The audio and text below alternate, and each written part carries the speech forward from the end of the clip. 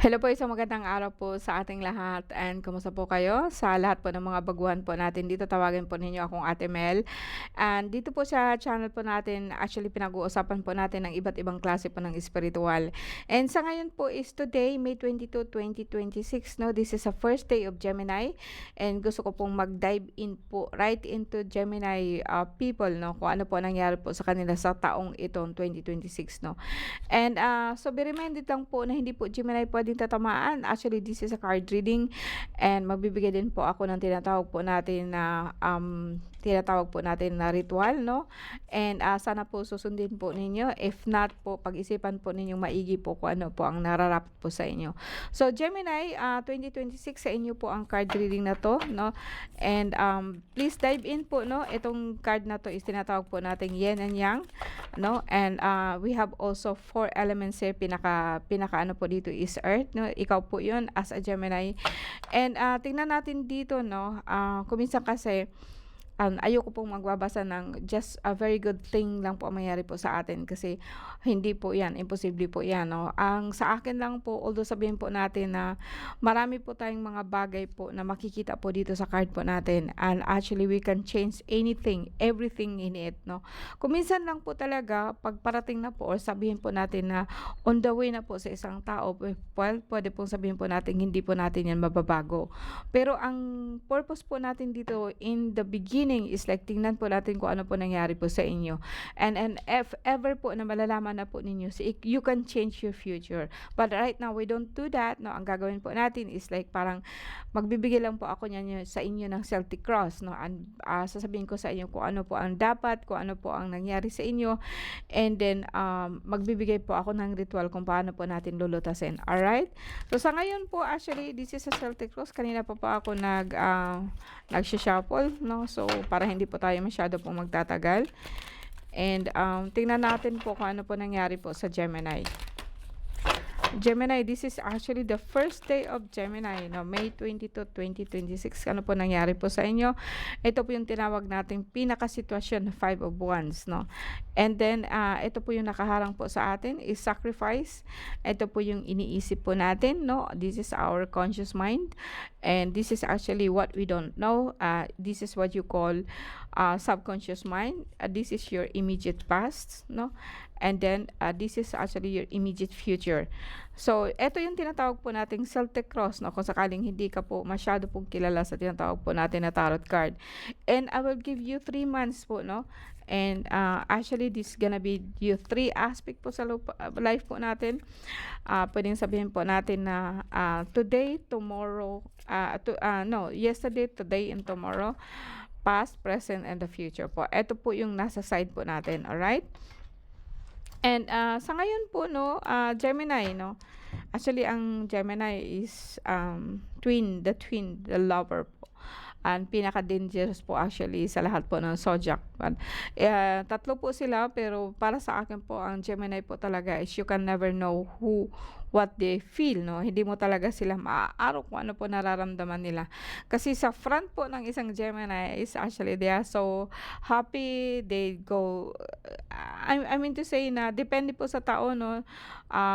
May mga 1973, 2026, no, 2020. Sabihin po natin na itong mga generation po, depende po kung ano pong klaseng Gemini po sila. Pero ang Gemini po is, ang symbol po ng Gemini is isang triangle na kung saan po, pwede mo silang ima-match kahit saan. Pwede mo sila sa kahit na anong elemental, no, masaya man sila. And pagdating po sa tinatawag po nating emotion, which is actually the cup. Pag nasa cup po sila, actually, you never know kung ano po iniisip po nila. Ito po ang pinaka-delikado po ng isang Gemini. Kasi makikita mo sila is like a very jovial person, no? Parang ang saya-saya po nilang kausap, no? Parang mawawala ang lahat ng problema mo pagdating po sa isang Gemini. And Gemini is a very good in communication, no? And hindi mo maaarok kung ano po ang nararamdaman nila. Now, if something po, like po, sabihin po natin na tinatawag po nating mga element of emotion or sabihin natin element of water, pwede pong sabihin po natin na maaarok nila kung nagsasabi po ba ng totoo o hindi ang isang Gemini. Pero ang Gemini is like parang sa palagay ko ba, no, ang Gemini is like, parang hindi nila kayang i-share po ang kanilang burden sa kanilang sarili, no. 'Pag nakikita mo sila actually isa silang masayahin, hindi mo nakikita kung ano po talaga ang tunay po nilang nararamdaman. Pero 'pag nag-araw ka po at nagtitiwala sa'yo ang Gemini, yun na po yun, 'no. So, makikita mo na po ang lahat ng kinatago-taguan po ng isang Gemini, 'no. So, ito po ang nakapagsabi po na very dangerous dangerous po sila dahil po dito, 'no. Pero itong card po natin actually is Yin and Yang. So, makikita ninyo puti at saka itim lang po, 'no, and, parang kumbaga sa akin, hindi po ako magsasabi sa inyo dito or hindi po ako magpaligoy-ligoy dito, magsasabi po ako sa inyo ng totoo kung ano po nangyari sa inyo, 'no. So, sa ngayon po actually ang Gemini kasi kung makikita po ninyo yung right sa taas po ng isang Gemini when I say Celtic cross, makikita po ninyo ang Ace of Cups, 'no.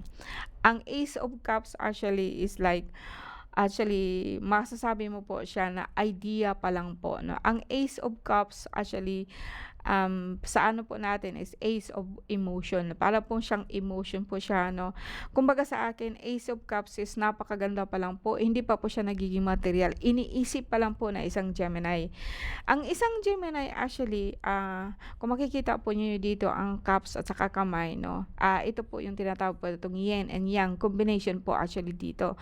Pero nakikita mo po dito sa surrounding po nila, this is how ano, parang kumbaga sa akin, 'no, ang Gemini, alam po nila po na nasa tangke sila. If they are a fish, they know that they are in the tank and alam po nila kung ano po ang gagawin. And hinahawakan po nilang masyado po ang kanilang emotion. Hinahawakan po nila ang kanilang puso po na hindi po masyado po mababasag just in case, 'no. Kasi ang ating, cups po dito magsi-symbolize po siya as babasagin. So, kung hahawakan mo siya, okay po siya, parang control mo ang emotion mo.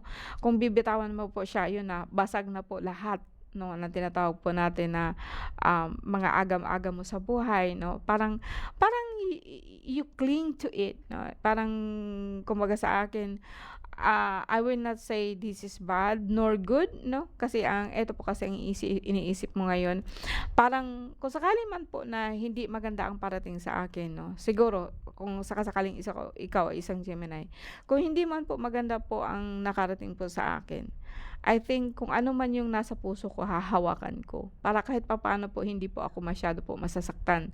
Ito po ang iniisip po ng isang Gemini because this is your subconscious mind. Ano, this is actually your conscious mind. Alam mo 'to, 'no. And dito naman po actually sa tinatawag po nating subconscious mind is tinatawag nating the Fool, 'no. And the Fool actually mas makikita mo dito na white, 'no. The Fool is actually very positive. Sa ibang card po, 'no, tinatawag po natin na kahit po iiba-iba ang kulay dito pero ang nakikita mo dito is puti lang, 'no. Parang you always believe dito sa mundo po natin, dito sa third dimension, 'no. Parang ikaw po yung, parang sabihin po natin na actually both this one is combined, 'no. Hindi ko masasabi po na ang isang Gemini po ngayon is like, parang balewala niya lahat, 'no. Alam niya kung nasaan po siya ngayon and dinadala po niya ito. Actually itong Fool mag-symbolize po siya na na kahit gaano pa kasama ang mundo, 'no, kasi ito kasi dito kasi makikita po natin ito yung mundo. Kahit gaano man kasama kung nasaan ako, dapat po isipin ko po na lahat kaya ko, 'no, lahat makakaya ko, lahat po meron po akong intuition, wala po akong inaasahan na kahit ni sino kundi ang aking pag-iisip lamang. Ito po ang iniisip po ng isang Gemini po sa ngayon, 'no. And, actually napakaganda po ng mensahe po niya. Then kung tingnan po natin dito sa pinaka-situation po ng Gemini dito sa gitna, 'no. Kasi eto po siya, ito po yung, concern, eto po yung iniisip po natin.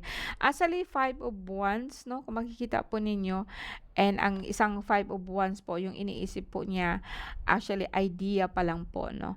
And, marami pong nangyari po sa kanya pagdating po sa trabaho, pagdating po sa, negosyo, pagdating po sa ano, although hindi po siya gaanong maganda, 'no. And, ang Five of Wands kasi is about chaos. Magsi-symbolize po talaga ito ng isang Gemini sa ngayon, 'no. And ang nakasagabal po sa kanya yung tinatawag po nating The Hangman. Ang The Hangman din po is, like kung makikita po ninyo, puti lang po yung nakikita niya, pero hindi po niya nakikita ang sarili niya. Ito po yung totally sinasabi po natin na totally surrender to the universe, no. Ito po ay actually magkasalungat po talaga sila, kasi kung patayuin po natin sila magkabila, pwedeng sabihin po natin na nagiging problemado ang isang Gemini ngayon pagdating po sa trabaho, dahil parang inaako po niya lahat.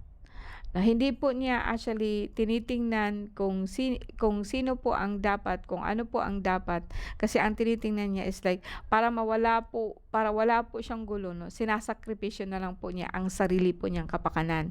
Ito po ang dahilan kung bakit magkasalungat po itong dalawa, no.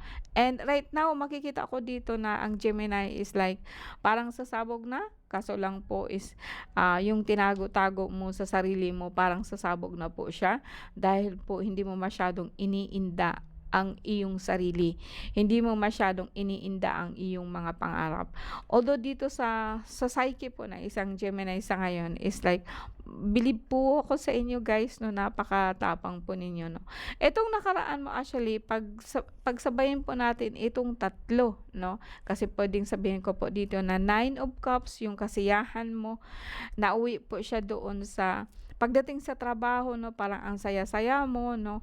Nandito na po yung sacrifice na tinatawag po natin, no. Kasi po parang kahit po magulo po ang mundo, para walang problema po siya, inaako mo na lang po lahat, no. Pwede pong sabihin po natin na sinasakripisyo mo, kahit ayaw mo sa trabaho mo, sinasakripisyo mo pa rin, kasi nga po, para po sa kapakanan po ng lahat. Hindi mo masyadong pinapakita ang damdamin mo, which is actually you are holding your cup. Parang hindi mo pinapakita yung gusto mo, yung ano mo, kasi nga nandun ka po sa trabaho. Ito po yung pinakasimbolo po ng Gemini po natin sa ngayon.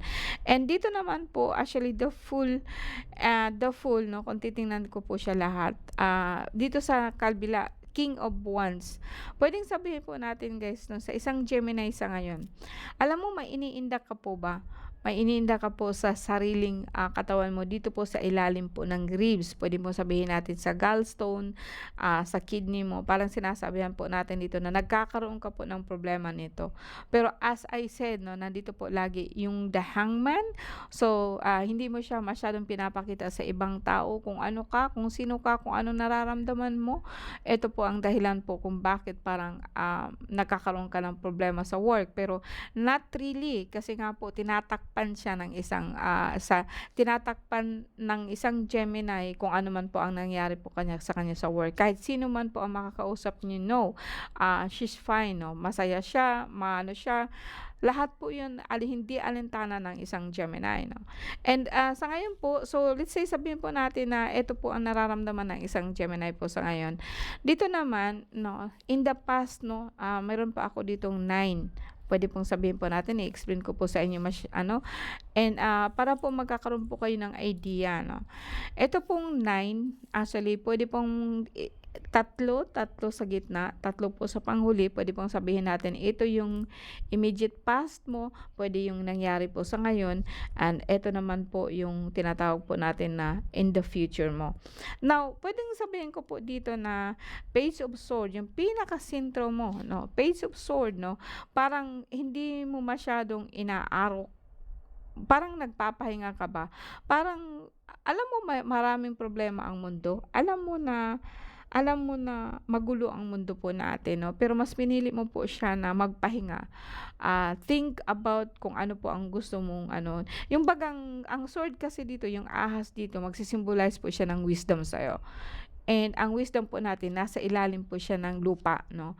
And inuupuan mo po siya, hinihigaan mo po siya. Iniisip mo talaga kung ano po mangyari sa iyo dapat, no? Now, kung aalisin po natin dito, maiiwan po natin dito. Katulad din po ng apat po dito sa mundo po natin. And this gonna be your future, o kung ano po yung parating sa iyo. And right now, meron ka po kasi ditong pahinga, 2 of Cups, no? Pwedeng sabihin po natin dito na nagpapahinga ka po pagdating po sa relasyon, no?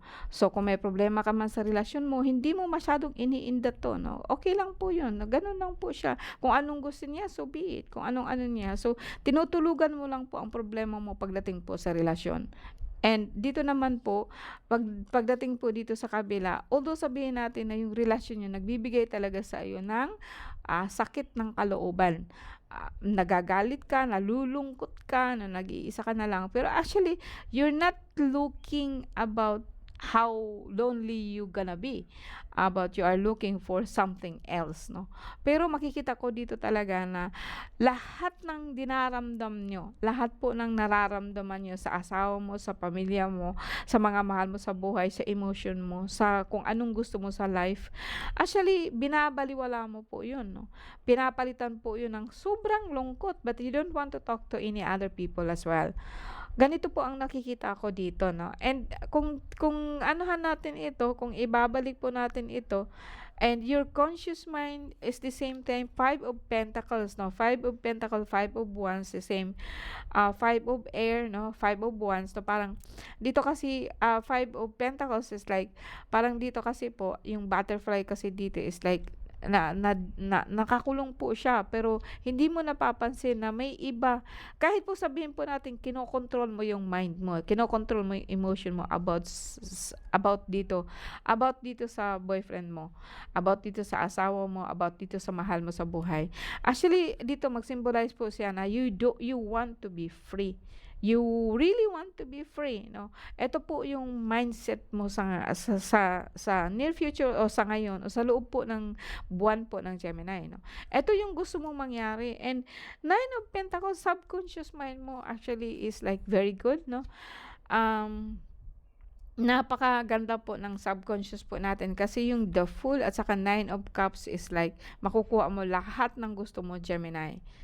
No, kasi po actually ang mindset mo kasi alam mo yung pinakamaganda kasi po dito is like yung una kasi hawak mo yung emotion mo. Yung emotion mo sangkot dito yung asawa mo, yung trabaho mo, yung lahat po actually.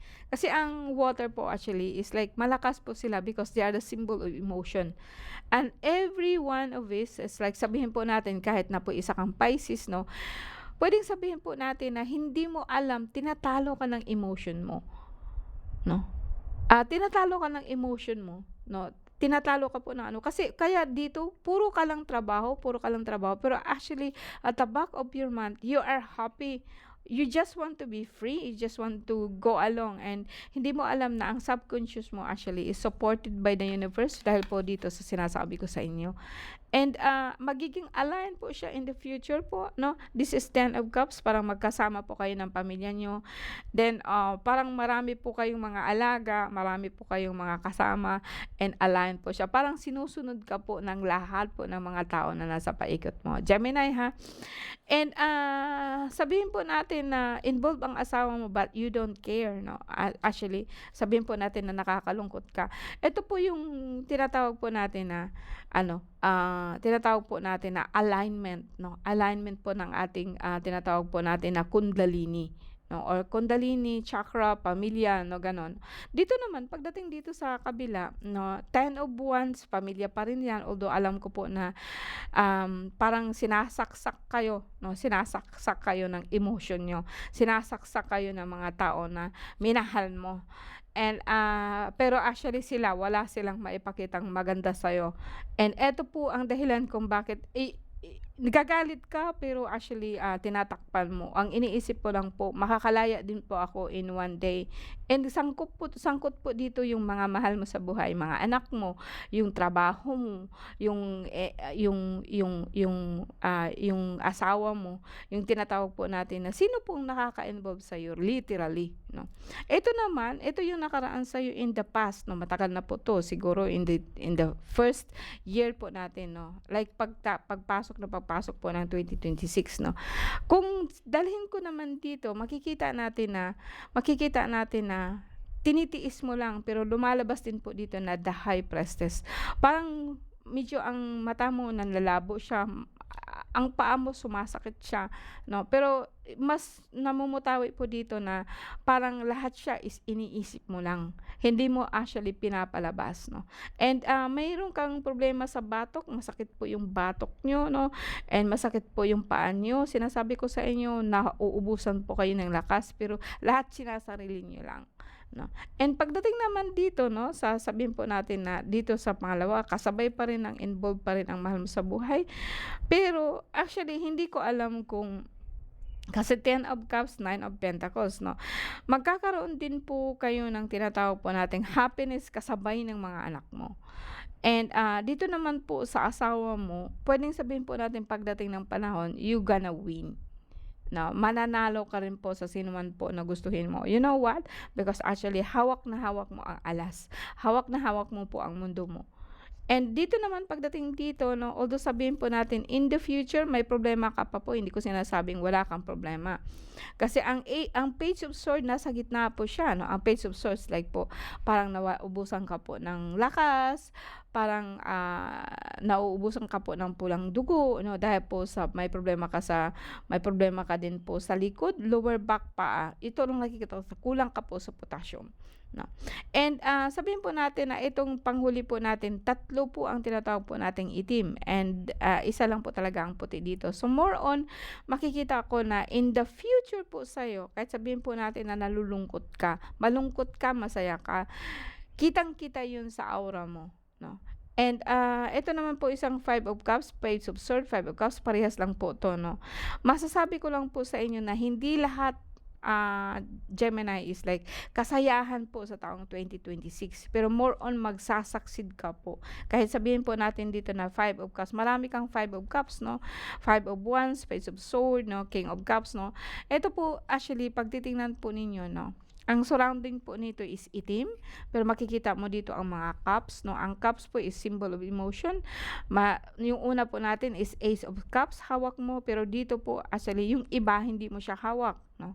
Pwedeng mababasag, pwede mong alisin ang lahat ng pwede mong alisin ang ibang balakid sa no, kasi mababasag po siya, no, by merely just thinking. Kasi ang 9 of Pentacles at saka the Fool is your subconscious mind. Your subconscious mind is you want really to be free.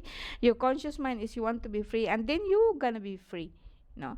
And sabihin po natin na upo sa ngayon may sakit ka po, pero lahat po and then mind you guys, no, na Gemini, na pagdating po talaga ng panahon po, no, napakaganda po ng iyong card. Kasi kahit sabihin po natin na magkakaroon ka ng problema, sasabihin ko sa iyo ngayon na may matitira sa iyong problema, pero hindi na po ganun kalaki, maliit na lang po. And kayang-kaya mo na po siya, no. Hopefully magigets po ninyo ako guys, no, Gemini.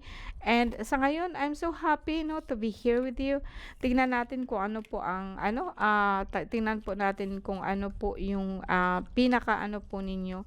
Kukunin ko lang po dito yung tinatawag nating the Fool and the Swords, no, yung subconscious nyo. Kasi yung subconscious mo, alamin ko kung ano po ang pwede po dyan, no.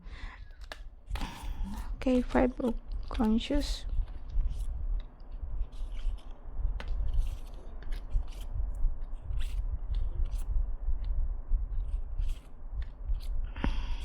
Okay. So 5 the Fool. Actually, the Fool and mga ano po dito. Actually yung ito po yung subconscious mo. The Fool and actually yin and yang, no. Ang ganda po ng energy po ngayon po ng tinatawag po nating Gemini.